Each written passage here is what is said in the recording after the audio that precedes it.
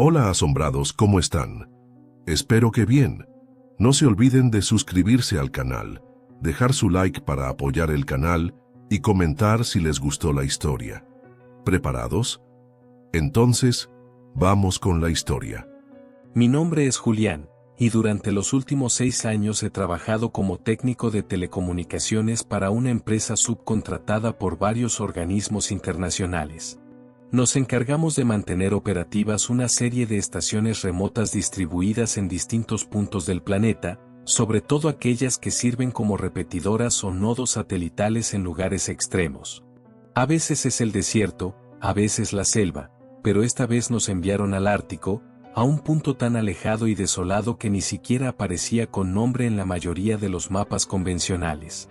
Oficialmente, la estación se identificaba como KX-237, una pequeña instalación enclavada en medio de una vasta planicie blanca, alimentada por paneles solares, generadores eólicos y un viejo sistema de respaldo diésel.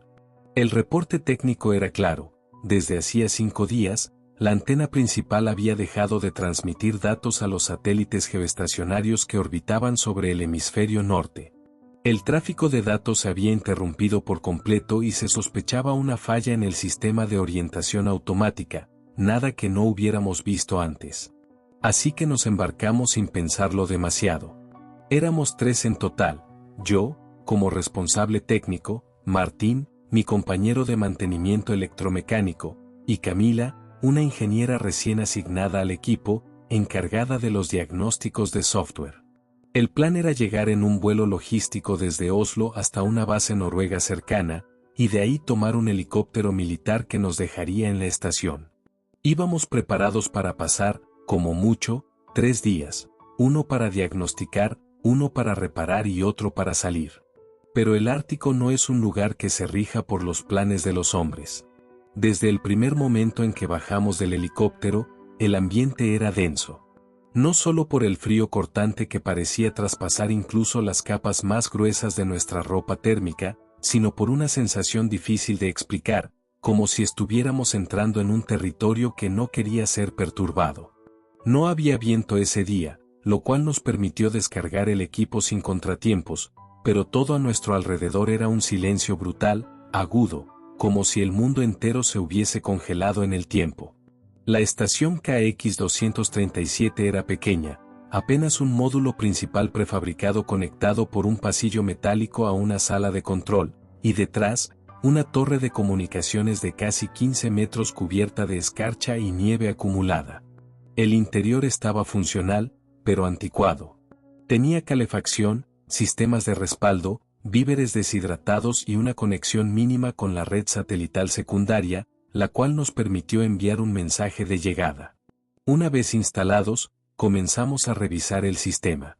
Martín y yo salimos al exterior para inspeccionar la base de la torre mientras Camila se quedaba dentro haciendo un barrido de diagnóstico. A las pocas horas teníamos la causa: un giro estabilizador había fallado debido a una sobrecarga en la batería de control. Como resultado, la antena había quedado congelada apuntando hacia una zona muerta del cielo. Repararla implicaba desmontar parte del panel y reemplazar algunos conectores internos que estaban corroídos, algo que podríamos hacer al día siguiente con luz natural. Así que decidimos pasar la noche y comenzar temprano. Pero al caer la noche, una tormenta se desató de golpe.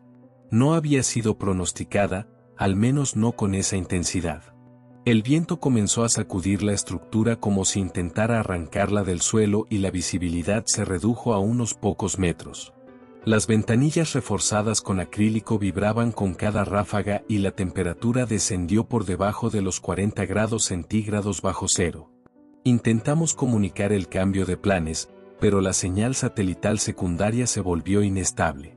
Estábamos atrapados ahí por lo menos 2 o 3 días hasta que el clima mejorara y el helicóptero pudiera volver a buscarnos. No era la primera vez que pasábamos por algo así, en esas zonas uno debe saber esperar. La rutina en esas circunstancias se vuelve monótona: revisar sistemas internos, mantener la calefacción encendida, comprobar que no se formen bloqueos de hielo en las rejillas de ventilación, preparar algo caliente y tratar de dormir con los ruidos constantes del viento como compañía. Pero fue en la segunda noche, cuando la tormenta seguía azotando sin tregua, que algo cambió. Camila fue la primera en notarlo. Estábamos cenando unas sopas cuando se levantó sin decir nada y fue directo a la sala de control. La seguimos con la mirada, pero no preguntamos nada en ese momento. Unos minutos después nos llamó. Su voz sonaba diferente, no asustada, pero sí tensa. Cuando llegamos, la encontramos frente a la consola principal con unos auriculares puestos, mirando fijamente el monitor de espectro de frecuencias. La pantalla mostraba una señal de banda estrecha, fija, en un rango que no debería estar activo. Era una frecuencia baja, apenas detectable, pero persistente. Y lo más inquietante es que no se movía. Las señales satelitales suelen tener cierto desplazamiento por el movimiento relativo de las fuentes, pero esta era estática. No venía de un satélite, no era eco de alguna transmisión o rebote, era algo que estaba ahí, clavado como una aguja en una parte del espectro que debería estar vacía. Grabamos el pulso. No era un tono constante ni un patrón reconocible. Era más bien un golpeteo irregular con picos de frecuencia que parecían subir y bajar como si alguien o algo estuviera probando, tanteando el canal. Martín pensó que podía ser alguna interferencia del generador o quizá un error de lectura, pero cuando aislamos la entrada quedó claro que la señal venía del exterior. Decidimos registrar todo y dejarlo correr durante la noche. Nadie dijo nada más, pero en el aire flotaba una pregunta que ninguno se atrevía a formular.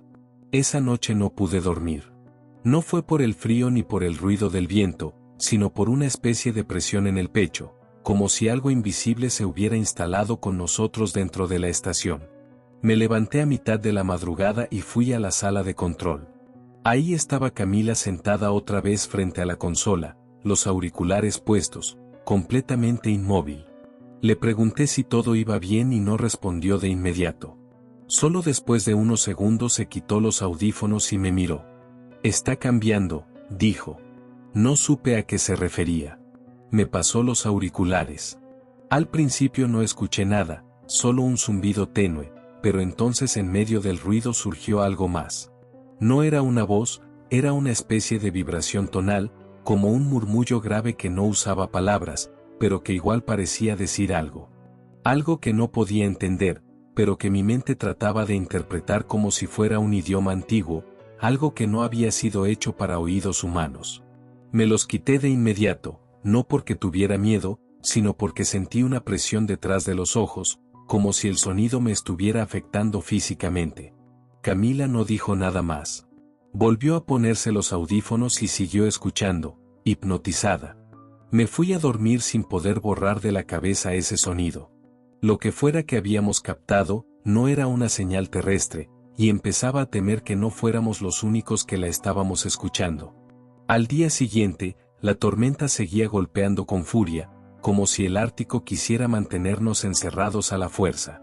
El viento no solo soplaba, parecía rugir y la nieve se acumulaba como un velo interminable sobre las estructuras externas. La torre de comunicaciones estaba completamente cubierta con capas de hielo que se habían formado como costras irregulares sobre el metal, haciendo imposible cualquier reparación por el momento.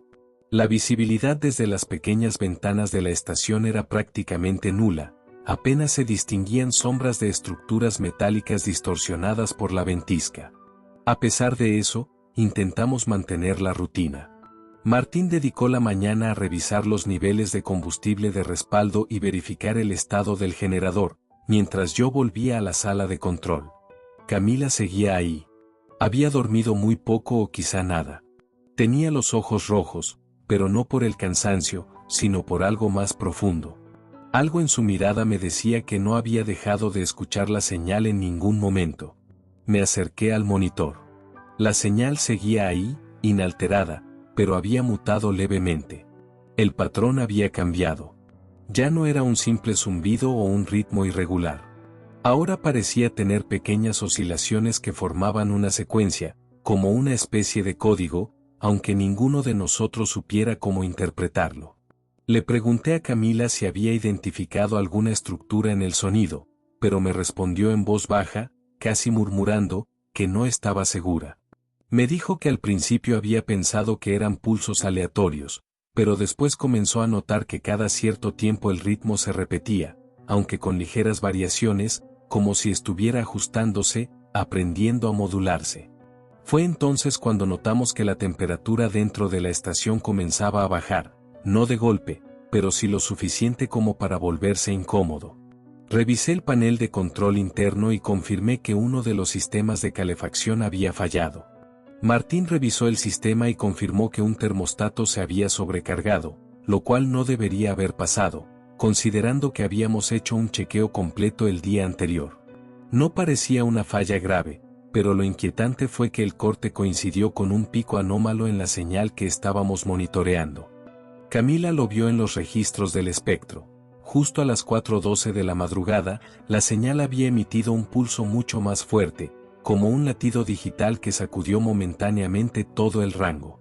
Y unos minutos después, la calefacción comenzó a fallar. ¿Fue solo una coincidencia? O al menos eso intentamos decirnos, pero en el fondo sabíamos que había algo más. Comenzamos a preguntarnos si la señal no solo estaba llegando a nuestros equipos, sino que de alguna forma los estaba afectando, no en un sentido electromagnético convencional, sino en otro plano, uno más profundo, como si se tratara de una presencia que se filtraba a través de las frecuencias, buscando una forma de manifestarse. Para no perder la cabeza, decidí desconectarme de la consola un rato y revisar los registros físicos de la estación. Entre documentos viejos y manuales de operación, encontré un pequeño cuaderno de notas escritas a mano. No estaba fechado, pero por el estado del papel y el tipo de tinta debía tener al menos 10 o 15 años.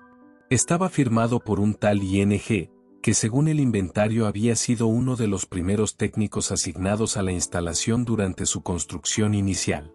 Lo curioso es que en varias de las entradas hablaba sobre interferencias naturales que aparecían en ciertos momentos del año, especialmente durante las tormentas magnéticas más intensas.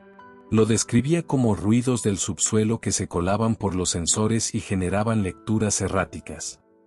Pero había una página en particular que me dejó helado. Lo que escribía, casi con desesperación, era que una vez escuchó una secuencia en la banda muerta, una señal que no podía ser terrestre, y que desde ese momento empezó a tener alucinaciones sonoras. Afirmaba haber escuchado voces mientras dormía, frases cortadas en idiomas desconocidos, y que una noche despertó creyendo que alguien lo observaba desde la torre. Cerré el cuaderno de golpe. No se lo mostré a Camila ni a Martín en ese momento, pero supe que lo que estábamos experimentando no era nuevo. Alguien más ya había escuchado esa señal y, aparentemente, no terminó bien. Esa tarde una nueva anomalía sacudió la rutina. A las 17:43, la puerta exterior de la estación registró una fluctuación de presión, como si alguien o algo hubiese intentado abrirla desde fuera. El sistema de cierre hermético impidió que se abriera y ninguno de nosotros había salido. Pensamos que podía ser una falla causada por la tormenta, una vibración extrema o acumulación de hielo que había generado un falso positivo. Pero cuando revisamos las cámaras térmicas del perímetro, detectamos una firma de calor débil justo frente a la entrada. No tenía forma definida, pero estaba ahí. Algo más caliente que la nieve, algo que no debería estar en medio del Ártico, donde la única fuente de calor externa debería ser el generador. El punto desapareció a los pocos segundos, como si se hubiera desvanecido o alejado. Martín intentó reiniciar el sistema de cámaras, convencido de que era una falla de lectura, pero los registros estaban ahí. No podíamos explicarlo y nadie quería salir a comprobarlo. A esa altura, ni siquiera sabíamos si abrir la puerta era una opción segura. La noche cayó rápido, como siempre en esas latitudes. La tormenta seguía y el frío se filtraba por todos los rincones de la estación, volviéndolo todo más opresivo. Intentamos mantenernos ocupados, cocinamos algo con los víveres que quedaban y tratamos de distraernos con conversaciones vacías. Pero Camila seguía volviendo una y otra vez al monitor. Se había vuelto obsesiva. Me preocupaba su estado mental, pero no sabía cómo sacarla de ahí. A las 2:17 de la madrugada, algo ocurrió. Estaba en mi litera cuando un pitido agudo me despertó. Era la alarma interna de intrusión. Salté de la cama y corrí hacia la sala principal. Martín ya estaba ahí, medio dormido, pero alerta. En la pantalla, una nueva fluctuación de presión. Otra vez en la puerta. Esta vez la firma térmica era más intensa. Se mantenía ahí sin moverse, como si algo o alguien estuviera esperando. Durante más de 2 minutos, la figura permaneció inmóvil. Luego, sin previo aviso, la señal se desvaneció. Revisamos la cerradura. No había daños. La compuerta seguía sellada, pero entonces algo peor sucedió. Uno de los sistemas internos emitió un pitido, señalando que una transmisión se había iniciado desde dentro, no hacia afuera, sino hacia adentro, como si uno de nuestros dispositivos hubiera empezado a emitir. Camila, que había estado dormida por fin en una de las literas, apareció en ese momento. Tenía los ojos desorbitados. No dijo nada, caminó hasta la consola y se quedó mirando fijamente la pantalla. La transmisión estaba en curso, pero no era nuestra. No habíamos activado ningún equipo de salida. La fuente estaba identificada como KX237, una unidad que según el inventario correspondía a un viejo módulo de radio que había sido desmantelado años atrás. Fui hasta la sección de almacenaje donde se suponía que ese equipo estaba guardado. Lo encontré cubierto por una lona, desenchufado, sin cables conectados, completamente inactivo. Pero al volver a la consola, la señal seguía saliendo desde esa fuente, como si estuviera funcionando sin energía. Martín sugirió desconectarlo por completo, así que bajamos la palanca de corriente general para cortar todo el suministro. En ese momento, la señal cesó, pero cuando la volvimos a levantar, el sistema volvió a detectarla. No había forma de explicarlo. Era como si algo estuviera usando nuestros propios equipos para enviar un mensaje que no podíamos entender. Después de eso, nadie volvió a dormir. Camila retrocedió en la silla. Martín apagó la grabadora de inmediato. Nadie quería volver a escucharla. No sabíamos quién la había grabado ni cuándo, pero estaba claro que alguien ya había sido testigo de esta señal y, por el tono desesperado de esa voz, tampoco había salido bien. Las horas siguientes fueron un delirio. Luces que parpadeaban sin motivo, pitidos aislados que venían de lugares donde no había ningún equipo funcionando, sombras que parecían moverse detrás de las ventanas, aunque sabíamos que afuera no había nada vivo, y el frío. El frío que se sentía cada vez más interno, como si ya no viniera del clima, sino de otra cosa, como si se estuviera filtrando desde un plano diferente, invadiendo nuestros cuerpos. Esa madrugada algo cambió. El sistema de monitoreo captó una nueva anomalía, una señal distinta. No era el zumbido constante, era una transmisión corta, precisa, 3 segundos de un sonido que no pudimos clasificar. No era voz, ni interferencia ni música. Era algo más, como un lamento digital, como un eco comprimido de algo que alguna vez fue una conciencia. Después de eso, las pantallas se apagaron. Todas. El sistema principal colapsó sin previo aviso. Solo quedó encendida una luz de emergencia roja, oscilante, que llenó la estación con un brillo intermitente, distorsionado, casi líquido. En ese momento comprendimos que ya no se trataba de un fenómeno técnico. Esto era otra cosa, algo que había sido activado o despertado y que ahora se había fijado en nosotros. Martín intentó reiniciar el sistema, no lo logró. Yo intenté enviar una señal de emergencia con el transmisor manual, solo obtuve estática. Camila estaba sentada en el suelo en posición fetal, repitiendo una secuencia de números que no tenía sentido. Intentamos calmarla, pero no respondía. Era como si ya no estuviera del todo con nosotros, como si su mente hubiera sido arrancada por la señal. Y entonces ocurrió algo que no voy a olvidar nunca. En medio del silencio, una de las radios portátiles que habíamos dejado desconectada comenzó a emitir sonido. Nadie la tocó. No tenía batería, pero se encendió sola con un chasquido seco, y desde su altavoz una voz dijo nuestros nombres, no el nombre del equipo, no el de la estación, sino nuestros nombres, uno por uno, en voz baja, con una entonación que no era humana. Como si un eco nos estuviera leyendo desde algún lugar más allá de las frecuencias. Martín la apagó de un golpe, pero ya era tarde. El daño estaba hecho. Algo sabía que estábamos ahí y ya no podíamos escondernos. Después de esa noche ya no hubo descanso. El sueño se volvió un concepto lejano e irrelevante, como si el simple acto de cerrar los ojos fuera un riesgo que ninguno de nosotros estaba dispuesto a tomar. Las horas se convirtieron en fragmentos inconexos, mezclas de realidad y alucinación. Martín dejó de intentar reparar los sistemas. Camila se movía como un espectro dentro de la estación, murmurando palabras que no parecían suyas, algunas en español, otras en idiomas que no conocíamos y a veces en fragmentos que se parecían sospechosamente a la señal.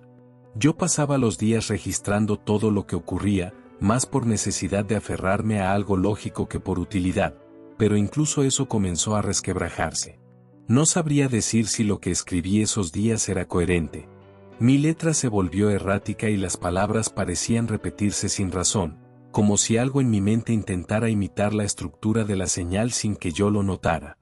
A veces abría los ojos y encontraba símbolos dibujados en las paredes de la estación, hechos con algún tipo de carbón o polvo. Ninguno de nosotros recordaba haberlos pintado, pero estaban ahí, cada vez en lugares más cercanos a nuestros dormitorios. Parecían ojos o bocas o ambos. La señal comenzó a manifestarse también en nuestros cuerpos. Martín fue el primero. Un sarpullido le cubrió los brazos como una reacción alérgica, pero las marcas no eran aleatorias, eran simétricas, dispuestas en líneas paralelas, como un lenguaje en relieve. Cuando intentamos fotografiarlas, la cámara digital dejó de funcionar. Probamos con otra, pero las imágenes salían distorsionadas, como si la misma estructura de la estación estuviera alterando los dispositivos. Camila comenzó a sangrar por la nariz cada vez que se acercaba al cuarto de radio, pero insistía en hacerlo, obsesionada con registrar nuevos fragmentos de la transmisión. Aseguraba que había encontrado patrones, que si los escuchabas en cierto orden, algo dentro de ti se abría como una puerta. Martín y yo intentamos detenerla, incluso llegamos a desconectar parte del sistema, pero ella encontró formas de conectarse igual, como si supiera cómo funcionaba todo mejor que nosotros. No era posible, pero lo hacía. Comenzó a escribir en su cuaderno con símbolos que no se parecían a ningún alfabeto conocido. Y cuando le preguntamos qué significaban, solo dijo, son instrucciones, nos están preparando para entender. Yo no quería entender, quería salir de allí. Pero afuera la tormenta seguía con la misma intensidad. La temperatura no bajaba ni subía, era siempre igual, como si el clima hubiera entrado en un estado de bucle suspendido. Intentamos usar el sistema de emergencia para enviar una señal de rescate por las rutas alternativas. Nada. Probamos con bengalas, pero el viento las apagaba antes de que siquiera tomaran altura. Habíamos quedado atrapados, y en medio de ese encierro la estación comenzó a cambiar. No físicamente, pero la percepción del espacio ya no era estable. El pasillo hacia los compartimientos parecía más largo cada vez que lo recorríamos. Las habitaciones cambiaban de olor sin explicación. A veces la luz blanca se volvía azulada durante segundos y en ciertos momentos, especialmente entre las 2 y las 3 de la madrugada, se escuchaban pasos en la parte superior, en una zona donde no había ningún acceso. Un sonido lento, constante, como si alguien o algo caminara con un ritmo exacto, casi mecánico. Una noche, mientras intentaba dormir, escuché que alguien abría la puerta del cuarto de almacenamiento. Pensé que era Camila, pero cuando salí para verla no encontré a nadie. En cambio, vi que uno de los estantes se había movido. Detrás de él había una compuerta pequeña, sellada con pernos oxidados. Jamás la habíamos visto. No aparecía en los planos. Intenté abrirla, pero no tuve éxito. Le conté a Martín y me ayudó con herramientas. Logramos quitar los pernos, y cuando abrimos la compuerta, descubrimos una escalera que descendía. No estaba iluminada, olía a humedad, a metal corroído y a algo más, algo viejo, algo que no tenía que estar ahí. Bajamos con linternas y encontramos un cuarto subterráneo. No era muy grande, pero estaba cubierto con cables, tubos y consolas de tecnología obsoleta. En el centro, una silla metálica con correas, como una estación de observación improvisada. Las pantallas estaban rotas, pero una de las consolas seguía funcionando. Emitía una luz tenue, pulsante, y tenía una frecuencia registrada. Era la misma que habíamos captado desde el inicio. Regresamos con Camila y se lo mostramos. Ella se arrodilló frente a la consola como si estuviera ante un altar. No dijo nada, solo tocó el panel con la mano y por un instante el zumbido se intensificó, no desde la consola, sino desde el interior de la estación. Era como si la señal se alegrara de que estuviéramos ahí. Martín la apartó a la fuerza. Le dijo que había que sellar ese cuarto, que no sabíamos qué era, pero ella se resistía. Decía que eso era el origen, que todo había empezado ahí. Le pregunté cómo lo sabía. Solo respondió, porque lo he escuchado en sueños desde que llegamos. Esa noche, mientras intentábamos dormir con las luces encendidas, Camila desapareció. La buscamos por toda la estación. Afuera no podía haber ido. Nadie puede caminar en una tormenta como esa. Descendimos al cuarto subterráneo y allí estaba, sentada en la silla con los ojos cerrados, completamente inmóvil. Al acercarnos, vimos que tenía un auricular puesto, conectado directamente a la consola. Cuando intentamos quitárselo, gritó. No como un ser humano. Fue un sonido agudo, distorsionado, como un error de audio. Tuvimos que sacarla a la fuerza. Tardó horas en volver a hablar y cuando lo hizo, ya no era ella. Nos miraba con ojos vacíos y dijo algo que me heló la sangre. Ya vienen, ya están en camino. El ruido solo era la puerta, la señal era la llave. Después de eso ya no pudimos dormir ni por turnos. La señal comenzó a escucharse sin equipos, directamente en nuestros oídos, en nuestras cabezas. No era un sonido, era una sensación. Como un gusano eléctrico arrastrándose entre los pensamientos. Martín comenzó a escribir en las paredes. No sabía noruego, pero lo hacía en ese idioma o en algo que se parecía. Comía menos. Su piel estaba pálida, seca. A veces me despertaba y lo veía de pie en la oscuridad del pasillo, observando la puerta principal, como si esperara algo, como si ya supiera que vendría. Intenté convencerlo de salir, de caminar hasta la estación de reserva a varios kilómetros. Prefería morir congelado que seguir ahí. Pero él solo me dijo, no sirve correr, ellos están en todas las frecuencias. Y entonces lo entendí. Esto no era una transmisión, era una forma de contacto, un contagio, una infección mental. Algo que se propagaba no por sangre ni aire, sino por información. Esa noche, la consola subterránea se encendió sola. Todas las pantallas comenzaron a funcionar, pero no mostraban datos, mostraban imágenes, rostros humanos, distorsionados, algunos con expresiones de terror, otros con ojos vacíos. Una sucesión de rostros que se repetían en bucle y entre ellos reconocí uno, el mío. Martín apagó todo a golpes. Subimos, sellamos la compuerta con lo que encontramos y nos encerramos en la sala principal. Camila no volvió a hablar, se quedó sentada, temblando, cubriéndose los oídos. Martín lloró esa madrugada. No lo había visto quebrarse nunca, pero esa noche no pudo más. Yo ya no sentía miedo, sentía resignación. Sabía que no saldríamos de ahí, no del todo, porque lo que estaba en esa estación no quería nuestros cuerpos, quería nuestras mentes, nuestras conciencias y ya había entrado. Ya éramos parte del mensaje.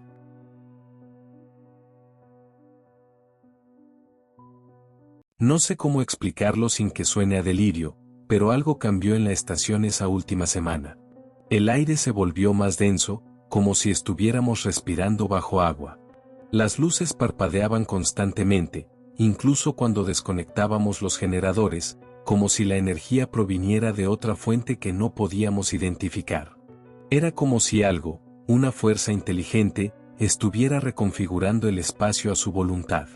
A veces creía que estábamos atrapados en una especie de burbuja de tiempo, un lugar aislado del resto del mundo donde las reglas de la física ya no se aplicaban como debían. Martín empezó a hablar solo en voz baja, murmurando cosas que parecían extractos de la señal, aunque ya no teníamos ningún receptor funcionando. Camila seguía sentada frente a la pared, moviéndose apenas como si hubiera entrado en un estado de trance profundo. Yo, por mi parte, empecé a escuchar la señal incluso cuando me tapaba los oídos con las manos. Ya no era un sonido, era una idea fija, un ritmo, una secuencia que se repetía como una letanía en mi cabeza. A veces soñaba con símbolos flotando sobre la estación, líneas geométricas girando lentamente sobre el cielo cubierto de nubes. En una de esas visiones me vi a mí mismo caminando por el hielo, arrastrando mi propio cuerpo como si ya hubiera muerto y solo quedara una copia, un residuo atrapado en una repetición interminable. Un día, mientras tratábamos de buscar provisiones en el módulo de almacenamiento, encontramos algo enterrado en el suelo. No era parte de la estación, era viejo, cubierto por capas de hielo y metal corroído, como una cápsula sellada. Tenía grabados que no pertenecían a ningún idioma humano, pero extrañamente los entendí. No porque los conociera, sino porque algo dentro de mí los reconocía. Era como si la señal nos hubiera enseñado a leerlos. Martín la tocó sin decir nada y la cápsula se abrió con un chasquido leve, liberando un gas oscuro y denso que se disipó rápidamente. Dentro había un dispositivo, no sé cómo llamarlo, no era un transmisor ni una computadora. Era algo orgánico, casi vivo, con cables que parecían venas y una superficie que latía levemente, como si respirara. Al tocarlo, una visión me invadió. La estación no fue construida por humanos, no originalmente. Lo que habíamos considerado ruinas viejas, partes de una instalación científica olvidada, eran en realidad los restos de algo más antiguo, enterrado por el hielo durante siglos, quizás milenios. La señal era su intento de despertar, de reconectarse, y nosotros habíamos sido el catalizador. Martín empezó a llorar. Me dijo que lo entendía todo ahora, que éramos como interruptores, que el contacto humano era necesario para completar el ciclo. Lo miré sin entender y entonces se dirigió a la consola subterránea, rompió los sellos, y descendió sin mirar atrás. Lo seguí por instinto, temiendo que se hiciera daño, pero al llegar lo vi conectar el dispositivo a los cables del sistema. En cuanto lo hizo, todas las pantallas se encendieron. Esta vez no eran rostros, eran mapas, constelaciones, puntos de coordenadas y en cada una de ellas un eco de la señal, como si esta presencia estuviera replicándose por todo el planeta. Martín me miró con los ojos rojos y me dijo, esto no es local, no es un accidente, es una red. Nosotros solo somos uno de los nodos. La señal se intensificó tanto que la estación entera vibró. Las paredes se curvaron ligeramente, como si el espacio mismo se doblara. Subimos corriendo y encontramos a Camila de pie frente a la puerta, con los ojos cerrados y una sonrisa extraña, susurrando palabras que no eran suyas. La tormenta afuera había cesado. Por primera vez en días, el viento se había detenido y el cielo estaba completamente despejado. Pero el aire era irreal, como si el tiempo hubiera dejado de avanzar. La señal ahora era omnipresente. Ya no necesitábamos equipos para sentirla, era parte de nosotros. Y sin embargo, en medio de todo ese caos, una pequeña parte de mí conservaba el deseo de escapar, de dejar la estación y contar lo que había pasado. Pero incluso ese impulso empezaba a parecer ridículo. ¿A quién se lo contaría? ¿Quién creería que una estación de telecomunicaciones en el Ártico había despertado algo que llevaba siglos dormido? Martín decía que ya era tarde para huir, que la red se había activado, que la señal ahora estaba viajando, no solo por el aire, sino por la mente humana, que todo aquel que la oyera, aunque solo fuera un fragmento, sería transformado, infectado, alterado. Y yo ya la había escuchado. Esa noche, mientras intentábamos comprender lo que habíamos liberado, algo ocurrió. El cielo se abrió, no como una metáfora, literalmente. Una línea de luz se extendió desde el horizonte hasta el centro del cielo, como una grieta en la atmósfera. Desde ella descendieron formas oscuras, demasiado simétricas para ser naturales, pero demasiado orgánicas para ser máquinas. No tocaron el suelo, se mantuvieron suspendidas en el aire, flotando sobre la estación. Camila cayó de rodillas y comenzó a llorar, pero no de miedo, sino de algo parecido a la alegría. Martín simplemente cerró los ojos y dijo: «Ya están aquí». Yo solo observé, incapaz de moverme, con el cuerpo paralizado por una mezcla de terror y resignación. En ese instante, entendí que no era una invasión, era un retorno, una reconexión. La estación había sido construida sobre un punto de contacto, un lugar donde el espacio, el tiempo y la conciencia convergían. Nosotros no habíamos despertado a algo, habíamos respondido a un llamado. Las entidades flotaron en silencio durante minutos. No emitían luz ni sonido, solo una presencia aplastante, como una gravedad emocional. Luego, una de ellas descendió más que el resto hasta colocarse justo sobre el techo de la estación. Y entonces todo se detuvo. El zumbido cesó, las luces se apagaron, el aire volvió a la normalidad. Era como si se hubiera cerrado un ciclo. Martín cayó al suelo sin pulso. Camila quedó inmóvil, como si su mente se hubiera ido. Yo fui el único que permaneció consciente, aturdido, sin entender por qué, sin saber qué había hecho diferente. Y entonces lo supe. No me habían elegido. No era parte del enlace, solo era un testigo. No recuerdo exactamente cómo salí de la estación. Solo sé que en algún punto, después de que las formas flotantes desaparecieron y todo volvió al silencio más absoluto, mi cuerpo se puso en movimiento por inercia, como si alguien más lo estuviera controlando. Caminé sin saber hacia dónde, dejando atrás esa estructura que había sido mi prisión y también la puerta de algo mucho más grande. El cielo seguía completamente despejado y una calma imposible reinaba en la superficie helada. No había viento, no había movimiento, ni siquiera el crujir de la nieve bajo mis botas. Era como si la realidad entera se hubiera congelado, no solo en temperatura, sino en existencia. Pasé junto al cadáver de Martín, aún con los ojos abiertos y una expresión de serenidad que no le conocía. Camila seguía de pie, pero completamente inmóvil, como una estatua cubierta de escarcha. No pude mirarles por mucho tiempo. Sentí que si lo hacía, algo dentro de mí terminaría por romperse. Crucé el pasillo central, atravesé el cuarto de transmisiones sin atreverme a tocar nada y subí las escaleras hacia la salida principal. Cuando abrí la compuerta exterior, el aire me golpeó con una frialdad brutal, pero distinta. No era el frío del Ártico, era otro tipo de vacío, uno que parecía venir desde dentro. No había rastros de tormenta, no había huellas, ni siquiera las mías. Era como si todo lo que había ocurrido hubiese sido borrado del entorno, pero no de mi mente. Empecé a caminar por el hielo, sin mapa, sin rumbo claro, solo con el instinto de alejarme. No importaba hacia dónde. Solo sabía que necesitaba poner distancia entre mi cuerpo y esa estación. Caminé durante horas, quizás días. El sol nunca salió. El cielo estaba inmóvil, como si alguien hubiese pausado el tiempo. Eventualmente encontré una pequeña torre de vigilancia abandonada, oxidada por el paso del tiempo y semienterrada bajo la nieve.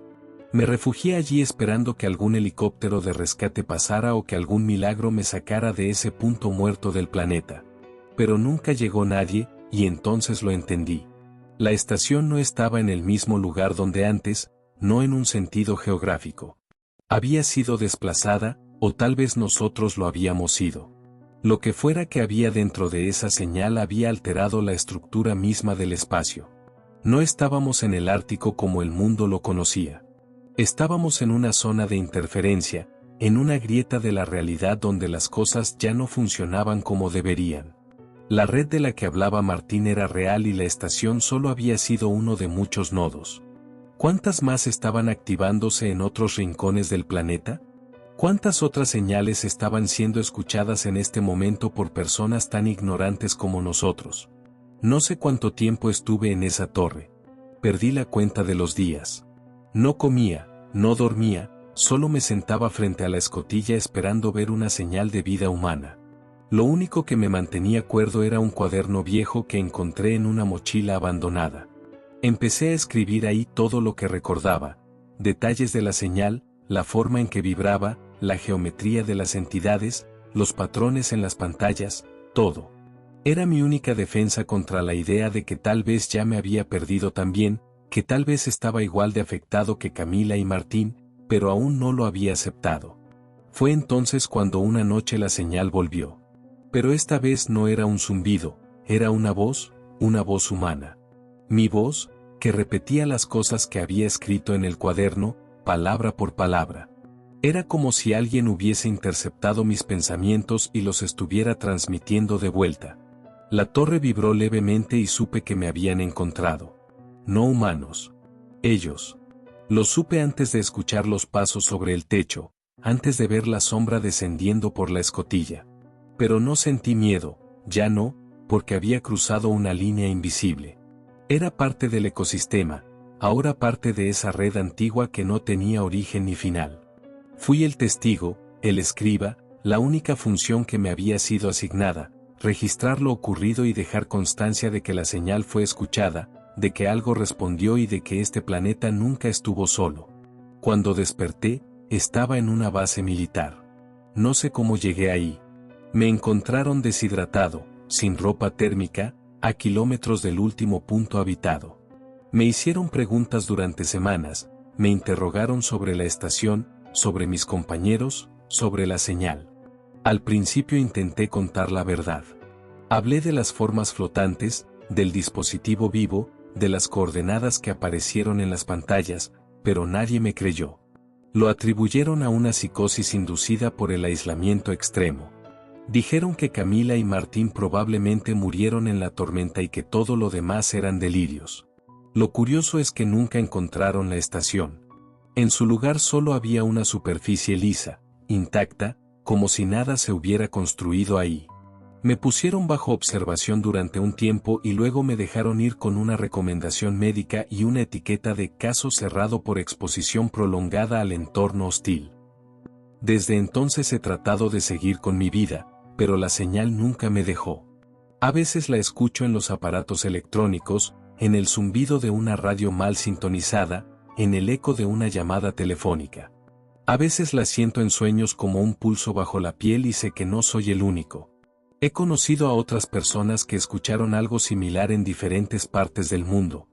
En la selva, en el fondo del océano, en minas abandonadas o estaciones en lo alto de las montañas.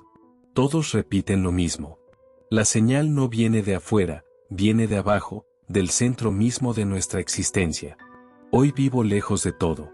Nadie sabe quién soy realmente. Pero sigo escribiendo, sigo registrando los fragmentos que escucho porque sé que algún día alguien más va a captar esa frecuencia y cuando lo haga, quizás encuentre este relato y quizás entonces ya no seamos testigos aislados, sino parte de algo más grande, de algo que siempre ha estado aquí, solo esperando a que alguien escuche.